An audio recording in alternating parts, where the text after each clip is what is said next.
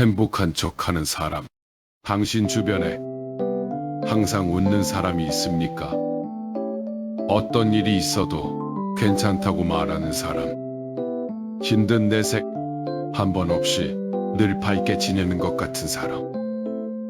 그 사람을 볼 때마다 당신은 속으로 이런 생각을 했을지 모릅니다. 저 사람은 참 좋겠다.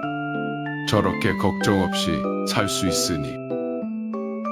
그런데 오늘 저는 그 반대 이야기를 하려고 합니다. 정양용은 유배지 강진에서 18년을 보냈습니다. 억울하게 귀양 간 것이었습니다. 아내와 아이를 곁을 떠나 낯선 땅에서 홀로 살아야 했습니다. 그 세월 동안 그는 500여 권의 책을 썼습니다. 어떻게 그럴 수 있었을까요? 괜찮아서가 아니었습니다. 괜찮지 않았기 때문에 붓을 놓지 않은 것이었습니다. 정양용이 말했습니다. 마음속 깊은 슬픔을 글로 쓰지 않으면 그 슬픔은 사람을 천천히 갉아먹는다. 이 말을 처음 들었을 때 저는 한참을 멍하게 있었습니다. 왜냐하면 그건 지금 이 시대를 살아가는 우리에게도 똑같이 해당되는 말이기 때문입니다. 오늘 이 이야기는 행복한 척 살아온 당신에게 드리는 이야기입니다. 끝까지 들어주십시오. 중간에 다리를 뜨지 마십시오. 이 이야기는 어쩌면 당신이 오랫동안 듣고 싶었던 말일 수 있습니다. 괜찮다는 말을 가장 많이 하는 사람이 사실 가장 괜찮지 않은 사람이라는 것을 당신은 알고 있습니까? 정양용은 제자들에게 이런 말을 자주 했습니다. 말이 가벼운 사람을 경계하라. 그러나 더 경계해야 할 것은 말이 없는 사람이 아니라 말이 너무 고른 사람이다.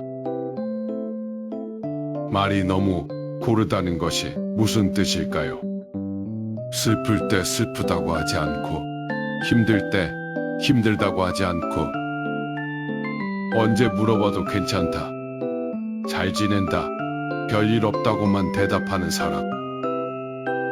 그 사람의 내면이 얼마나 복잡하고 지쳐 있는지를 정양용은 이미 알고 있었던 것입니다. 생각해 보십시오. 진짜 괜찮은 사람은 굳이 괜찮다고 말하지 않습니다. 아무렇지 않은 사람은 아무렇지 않다는 말을 반복하지 않습니다. 입에 달고 사는 그 말, 괜찮아요. 저는 괜찮아요. 그 말이 나올 때마다 그 사람의 내면 어딘가에서는 또 하나의 문이 닫히고 있는 것입니다. 정양용은 유배지에서 아들에게 편지를 썼습니다. 내가 힘들다는 말을 편지에 쓰지 않는 것을 나는 안다. 나를 걱정시키지 않으려는 것이겠지. 그러나 그 침묵이 나를 더 걱정하게 한다. 힘들면 힘들다고 써라. 그게 서로를 진짜 아끼는 방법이다. 이 편지 한 구절이 지금 이 순간 당신의 마음에 어떻게 닿습니까? 누군가에게 걱정을 끼치기 싫어서, 아니면 힘들다고 말하면 약해 보일까봐 오늘도 괜찮다고 말하고 집으로 돌아온 적이 있습니까? 정양용은 그것을 잘못이라고 말하지 않았습니다. 다만 이렇게 말했습니다. 괜찮다는 말로 하루를 버티는 것은 용기다. 그러나 그 용기가 쌓이고 쌓이면 어느 날 한꺼번에 무너진다. 조금씩 꺼내야 한다. 감정도 짐처럼 내려놓을 줄 알아야 한다. 당신은 얼마나 오래 그 짐을 혼자 들고 있었습니까? 힘들다고 하면 약해 보인다는 생각, 당신도 갖고 있습니까? 우리는 언제부터인가 그런 사회에서 살게 되었습니다. 힘들다고 말하면 나약한 사람으로 보이고, 감정을 드러내면 프로답지 못한 사람이 되고, 눈물을 보이면 견디지 못하는 사람으로 여겨지는 사회. 그래서 모두가 괜찮은 척을 합니다. 출근길, 지하철 안에서도, 점심 식사 자리에서도, 퇴근 후 집으로 돌아오는 버스 안에서도. 정약용은 조선시대 사람이었습니다. 그러나 그가 남긴 말은 지금 이 시대를 살아가는 우리에게 놀라울 정도로 정확하게 맞아떨어집니다. 그는 이렇게 말했습니다. 강한 척하는 것이 진짜 강함이 아니다. 자신의 약함을 직면할 수 있는 사람이야말로 진정으로 단단한 사람이다. 약함을 직면한다는 것, 그것은 스스로에게 솔직해진다는 뜻입니다. 나 지금 힘들다. 나 지금 지쳐있다. 나 지금 누군가의 위로가 필요하다. 그 말을 속으로라도 할 수 있는 사람이 결국은 더 오래 버티고 더 단단하게 살아남는다고 정약용은 말했습니다. 강진 유배 시절 그에게도 버티기 힘든 날이 있었습니다. 억울함이 치밀어 오르고 분노가 손끝까지 올라오고 이 땅에서 더는 살고 싶지 않다는 생각이 드는 밤도 있었을 것입니다. 그러나 그는 그 감정을 외면하지 않았습니다. 그 감정을 글로 썼습니다. 그리고 그 글이 후대에 남아 지금 우리에게 읽히고 있습니다. 힘들다고 말하는 것은 약함이 아닙니다. 그것은 자신이 인간임을 인정하는 가장 정직한 행동입니다. 정약용이 그렇게 살았습니다. 속마음을 꺼내면 짐이 될까봐 그냥 웃고 넘기는 사람이 있습니다. 당신도 그런 사람입니까? 정약용은 인간관계에 대해 이런 말을 했습니다. 진정한 벗은 내 짐을 대신 들어주는 사람이 아니다. 내가 짐을 들고 있다는 사실을 알아주는 사람이다. 이 말을 듣는 순간 가슴이 뜨끔하는 분이 계실 것입니다. 나는 과연 누군가에게 그런 사람이었을까? 그리고 내 주변에 그런 사람이 있기는 한 걸까? 속마음을 꺼내지 못하는 데는 이유가 있습니다. 말했을 때 무겁게 받아들여질까봐, 상대방이 부담스러워할까봐, 괜히 분위기를 어둡게 만드는 사람이 될까봐. 그러다 보니 말하지 않습니다. 그냥 웃고 넘깁니다. 아무 일 없었다는 듯이 넘깁니다. 그런데 정약용은 이렇게 말합니다. 감추는 것이 습관이 되면 나중에는 자신도 무엇을 감추고 있는지 모르게 된다. 그것이 가장 위험한 상태다. 자신도 모르게 감추고 있다는 말. 이 말이 섬뜩하게 들리지 않습니까? 실제로 많은 분들이 그렇게 삽니다. 내가 왜 이렇게 공허한지 모르겠다. 내가 왜 이렇게 피곤한지 모르겠다. 내가 왜 이렇게 아무것도 하기 싫은지 모르겠다.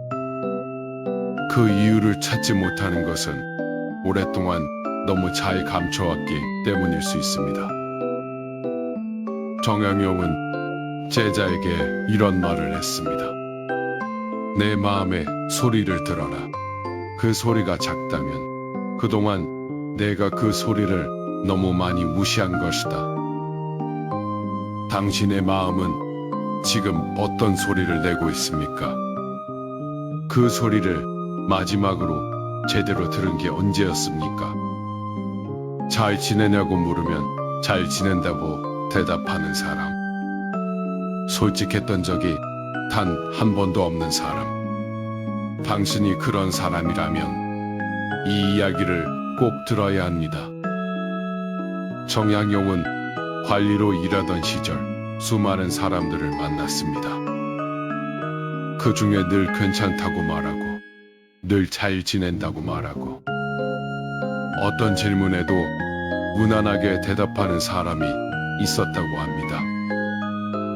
처음에는 그를 대범한 사람이라고 생각했습니다.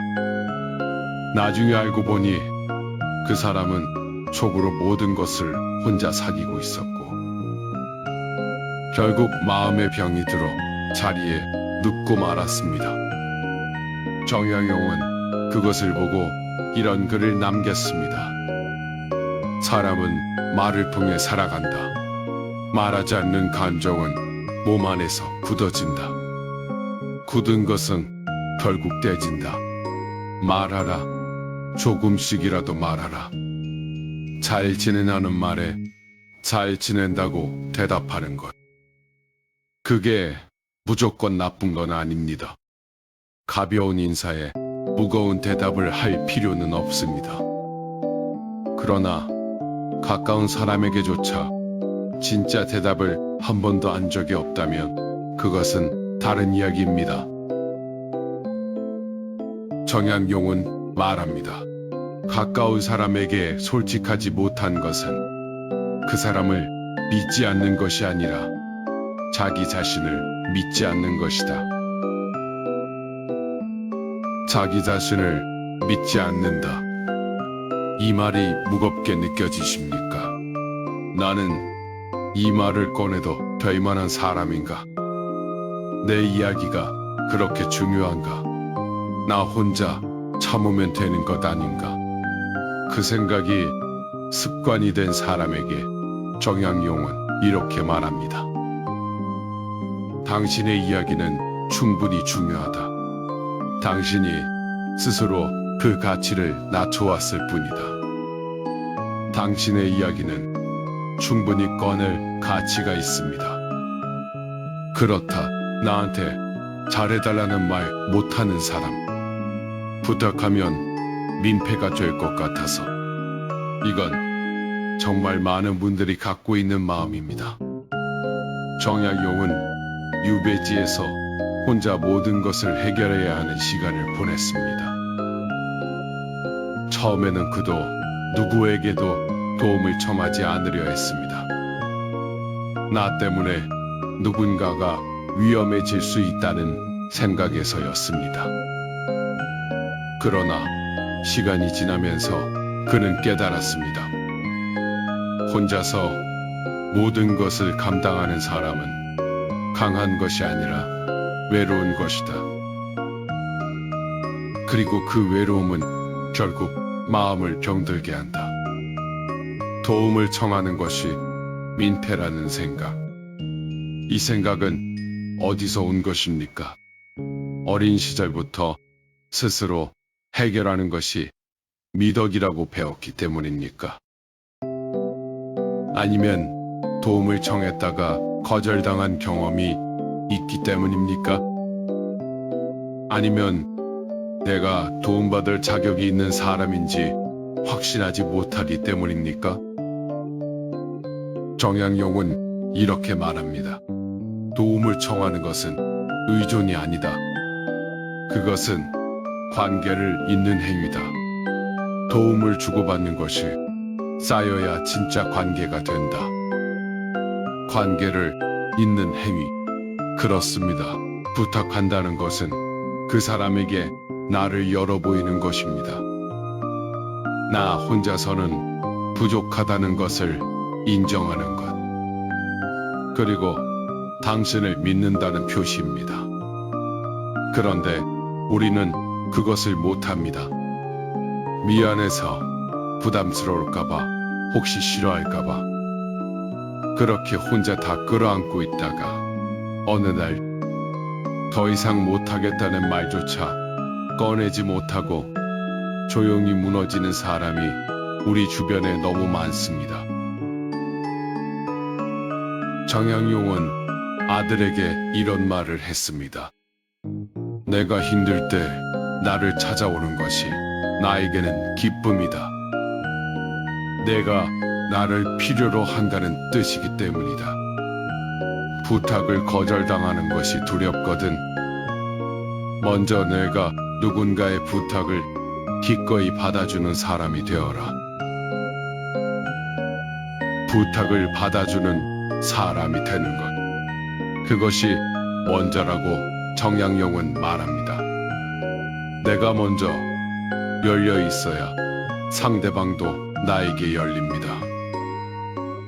내가 먼저 받아주어야 나도 부탁할 수 있게 됩니다. 당신은 지금 누군가의 부탁을 얼마나 기꺼이 받아주고 있습니까? 매일 웃는데 기쁜 날이 없는 사람. 웃는 게 습관이 된 것입니다. 정양용은 감정에 대해 아주 섬세한 글을 남겼습니다. 그는 이렇게 말했습니다. 억지로 웃는 얼굴은 속을 더 차갑게 만든다. 웃음은 안에서 나와야 한다. 밖에서 끌어당기는 웃음은 결국 사람을 지치게 한다. 억지로 웃는 얼굴은 속을 더 차갑게 만든다. 이 말 어떻게 느껴지십니까? 우리 사회에서 웃음은 거의 의무처럼 되어 있습니다. 서비스직에 있는 분들은 하루 종일 웃어야 합니다. 사람들 앞에 서는 일을 하는 분들도 웃어야 합니다. 가족들 앞에서도, 친구들 앞에서도, 직장 동료들 앞에서도 웃어야 분위기가 밝아지고, 웃어야 좋은 사람 소리를 듣고, 웃어야 관계가 유지된다는 것을 알기 때문에. 그러다 보면 어느 순간 기쁘지 않아도 웃고 있습니다. 슬픈데 웃고 있습니다. 화가 나는데 웃고 있습니다. 그 웃음이 쌓이고 쌓이다 보면 어느 날 갑자기 아무것도 느껴지지 않는 날이 옵니다. 기쁘지도 않고 슬프지도 않고 화나지도 않고 그냥 아무 감정이 없는 것입니다. 감각이 마비된 것처럼. 정양용은 그것을 이렇게 표현했습니다. 감정을 오래 누르면 감정이 사라지는 것이 아니라 감정을 느끼는 능력이 사라진다. 그것이 훨씬 더 무서운 일이다. 감정을 느끼는 능력이 사라지는 것. 기쁜 일이 생겨도 기쁘지 않고, 좋은 사람을 만나도 설레지 않고, 아름다운 것을 봐도 아름답다는 생각이 들지 않는 것. 그 상태가 무감각이고 정양용이 말한 가장 무서운 결과입니다. 당신은 지금 감정을 느끼고 있습니까? 오늘 하루 중에 진심으로 웃은 순간이 있었습니까?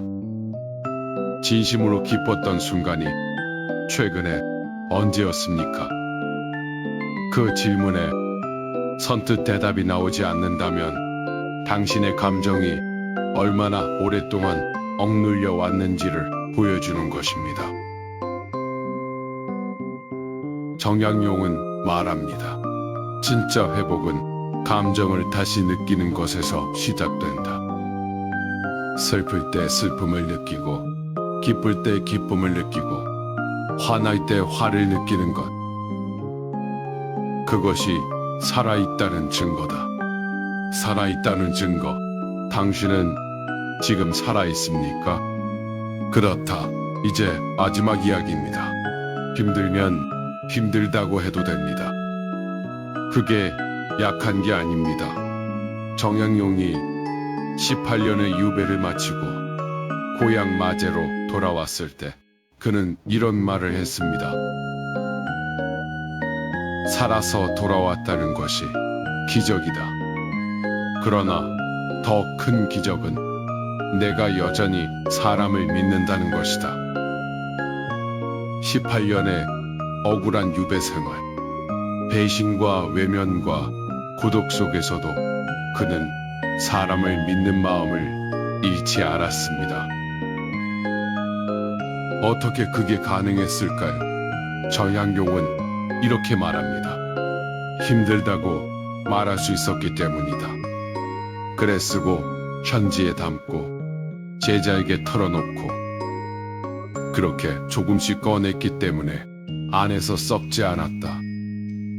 힘들다고 말했기 때문에 버텼습니다. 숨기지 않았기 때문에 무너지지 않았습니다.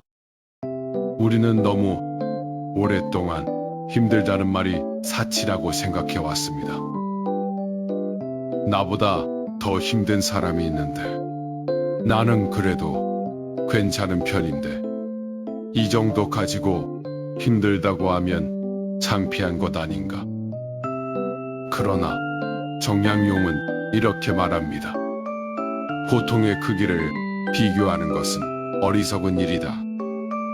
내 아픔은 내 것이고 그것은 충분히 아파도 되는 아픔이다. 내 아픔은 내 것입니다.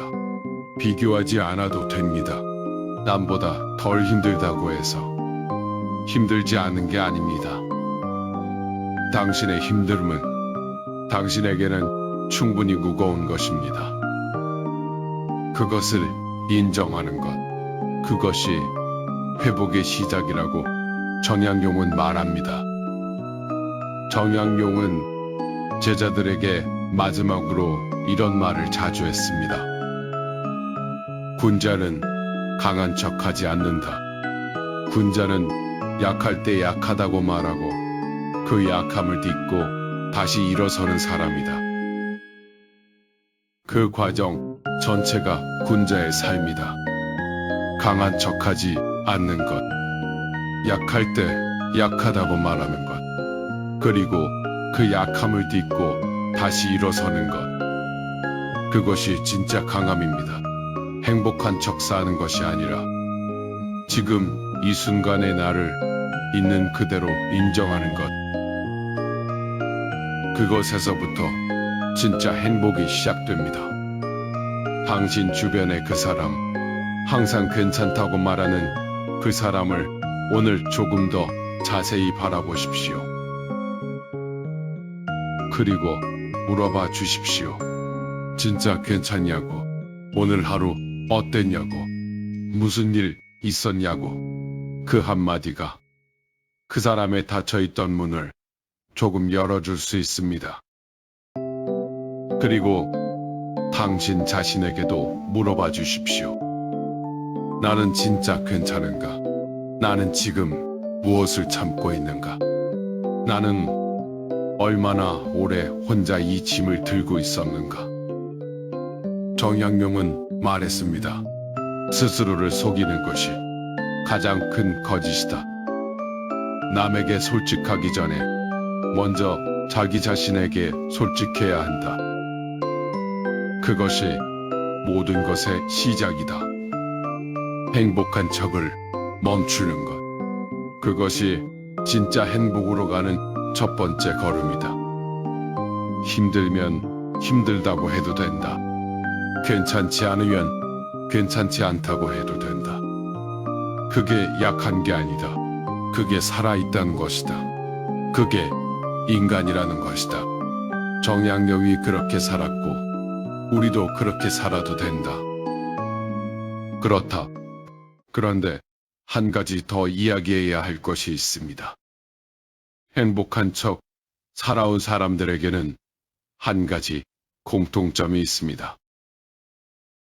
자기 자신에게 가장 엄격하다는 것입니다.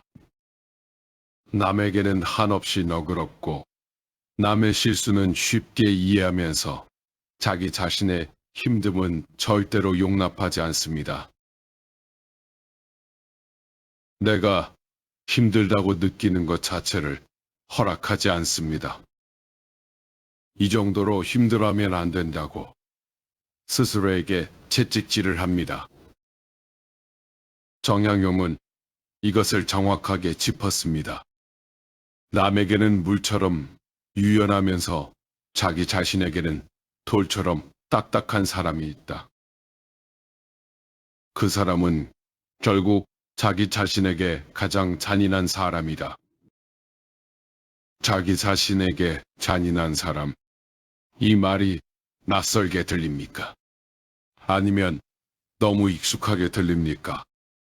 잔인하다는 말은 폭력적인 행동에만 쓰는 말이 아닙니다.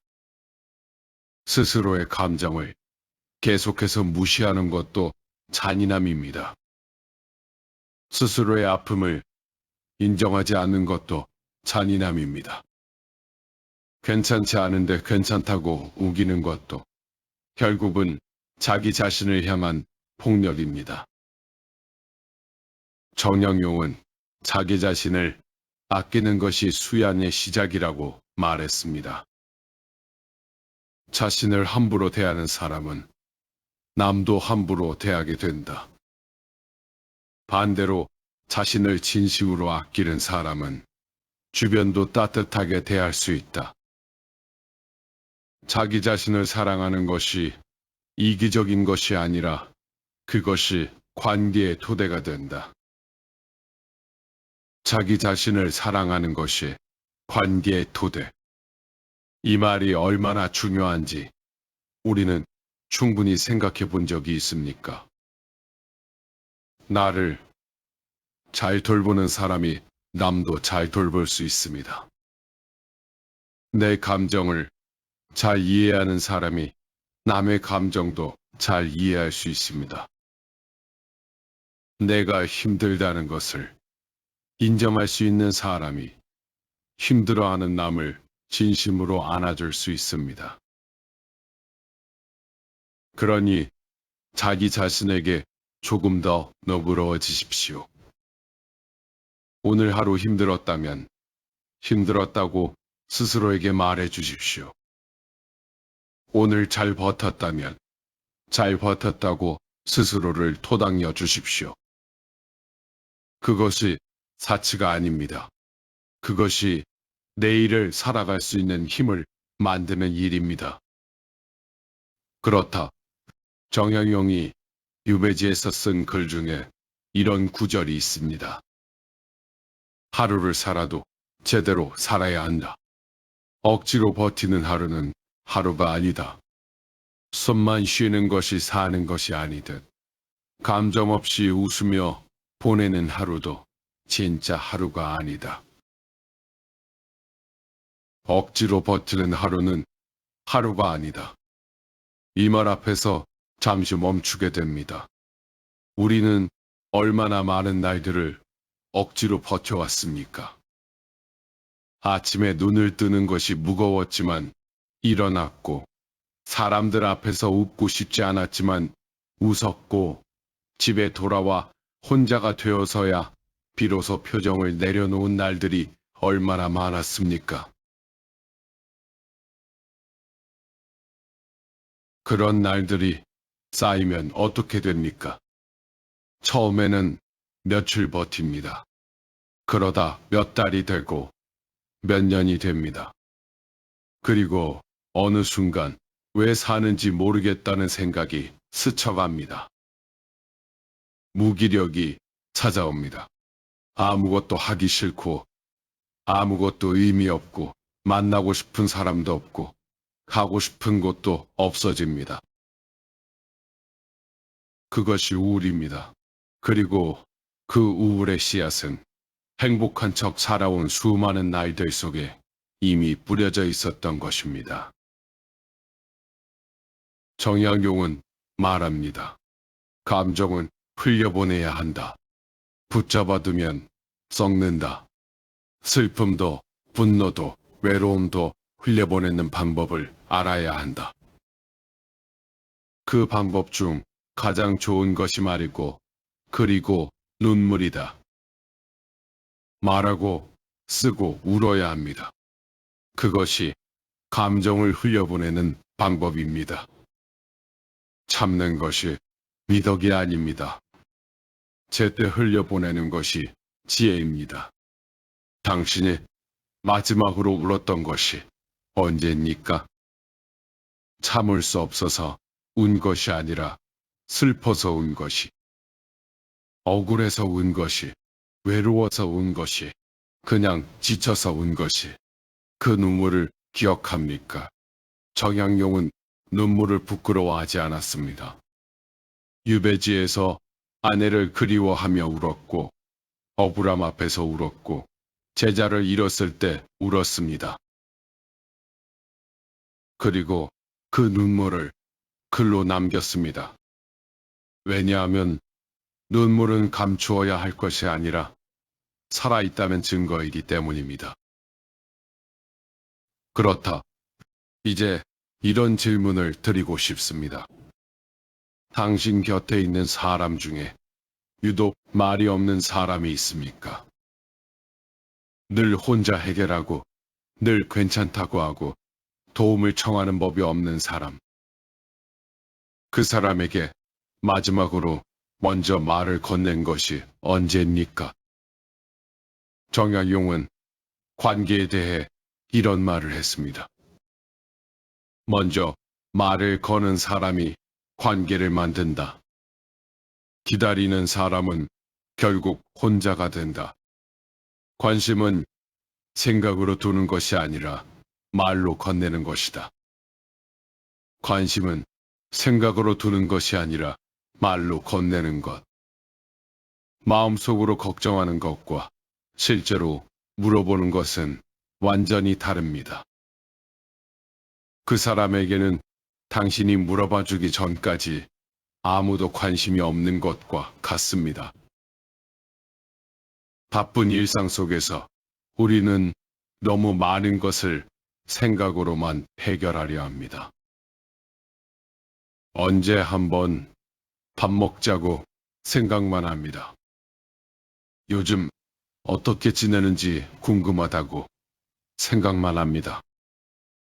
그 사람이 요즘 좀 힘들어 보이는 것 같다고 생각만 합니다. 그러다 시간이 지납니다. 그리고 어느 날 그 사람이 정말 힘들었다는 것을 뒤늦게 알게 됩니다. 정약용은 말합니다. 후회는 언제나 늦게 온다. 그러나 늦기 전에 할 수 있는 것이 있다. 지금 당장 그 사람에게 연락하는 것이다. 지금 이 영상을 보고 계신 분 중에 문득 떠오르는 사람이 있습니까? 한동안 연락을 못했던 사람, 요즘 어떻게 지내는지 궁금했던 사람, 괜찮다고 하지만 왠지 걱정이 되는 사람. 이 영상이 끝나면 그 사람에게 먼저 연락해 보십시오. 거창하지 않아도 됩니다. 요즘 어때? 한마디면 충분합니다. 그 한마디가 그 사람의 하루를 바꿀 수 있습니다. 그렇다. 정약용의 삶을 돌아보면 그는 결코 쉬운 삶을 살지 않았습니다. 젊은 시절 촉망받던 관리였다가 하루아침에 역적의 무리로 몰렸고 18년이라는 긴 세월을 고향과 가족으로부터 떨어져 살았습니다. 그 세월 동안 그를 외면한 사람들이 있었고, 그를 이용하려는 사람들이 있었고, 그가 살아 돌아오지 못하기를 바란 사람들도 있었습니다. 그 모든 것을 겪으면서도 그는 행복한 척을 하지 않았습니다. 힘들 때 힘들다고 했습니다. 억울할 때 억울하다고 했습니다. 그리고 그 감정들을 글로 써서 세상에 남겼습니다. 그래서 지금 우리가 그의 글을 읽으면서 위로를 받는 것입니다. 그가 솔직했기 때문에 그의 글이 살아남은 것입니다. 구면은 행복이 아니라 진짜 감정이 담긴 글이기 때문에 수백 년이 지나도 사람의 마음을 움직이는 것입니다. 정약용은 말합니다. 진심은 시간을 이긴다. 구면한 것은 결국 사라지지만 진심으로 쓴 것은 남는다. 사람도 마찬가지다. 진심으로 산 사람은 기억되고 행복한 척만 하다간 사람은 흔적이 없다. 진심으로 산 사람은 기억됩니다. 그리고 진심으로 산다는 것은 기쁠 때 기쁘다 하고 슬플 때 슬프다 하고 힘들 때 힘들다 하는 것입니다. 오늘부터 딱 한 가지만 바꿔보십시오. 하루에 한 번 스스로에게 솔직해지는 시간을 갖는 것입니다.